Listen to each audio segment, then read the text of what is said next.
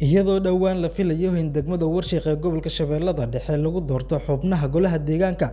iyo guddoonka golaha deegaanka ee degmadaasi ayaa wasaaradda arrimaha gudaha iyo dowladaha hoose ee dowlad goboleedka Hirshabelle waxa ay ku qabatay degmada Warshiq kulan looga hadlayay xaaladda amni ee degmada Warshiq ee dowlad goboleedka Hirshabelle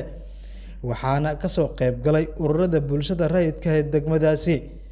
gudoomiyaha ururka haweenka degmada Warshiq ee gobolka Shabeellada Dhexe ayaa waxa ay sheegtay in doorashadan ay tahay doorashadii labaad isla markaana la doonayo in jawi nabdoon ay ku qabsoonto waxaan leenahay odayaasha dhaqanka codsi ah aan ka codsanaynaa haddii Ilaahay ka raali noqdo in golaha deegaanka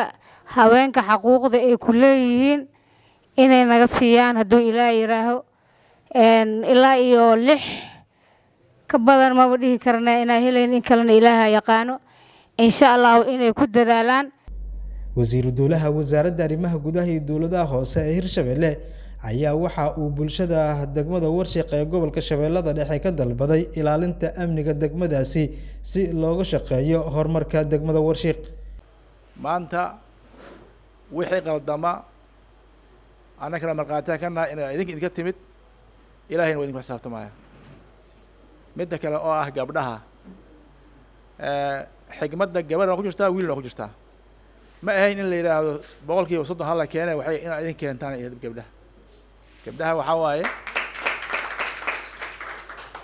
gabdhaha waa gabdhahayni iyo hooyooyinkayni iyo xaasaskayni iyo walaalhayni idinka ugu danaysiin degmada adeeg la siin loo bixinayo inaad gabdhaha ugu mudan keentiin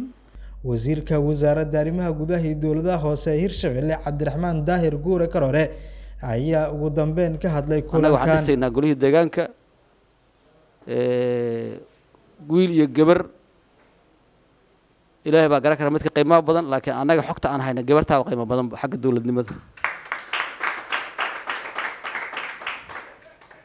maamul degmo oo council oo degmadan yarta oo hadda kheyraadka badan ah 9 xubnood cid ka heshay inay 3 gabdhood kuraas sii wayso mana aqbalayno mana kala shaqay karno waa nagala shaqaynayaan waana dawladnimadan Ilaahay ama kanisiyo degmadan inay jifo walba ay 9 xubnood qaadato 9 kaas xubnood waxay 6 rag waxay qabo waayeen 3 gabdhood ma qaldi karaan maamulka hore hadda idinka sheekeeyo 22 qofood wax ka shaqo badnaa hal gabar wixii hadda ka dambeeyo warqada darbiga lagu dhajiyay qol walba sharcigaasi oo hoggaansamaysa insha Allah maanta wixii ka dambeeyo waxaan rabnaa odayaasha Warshiq oo hadda aan casuunay oo halkaan fadhiyay iyo kuwa banaanka jira iyo kuwa councilkan iskale dhamaantiin waa idin mahad celinaynaa wax badan oo ka wanaag badan ka wada shaqeyn doonaa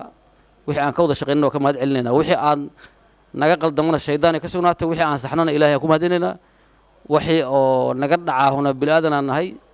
oo qaladaade in laga saxaan ogolnahay Cabdiraxmaan Xuseen Cumar Wadani warbaahinta qaranka Soomaaliyeed magaalada Jowhar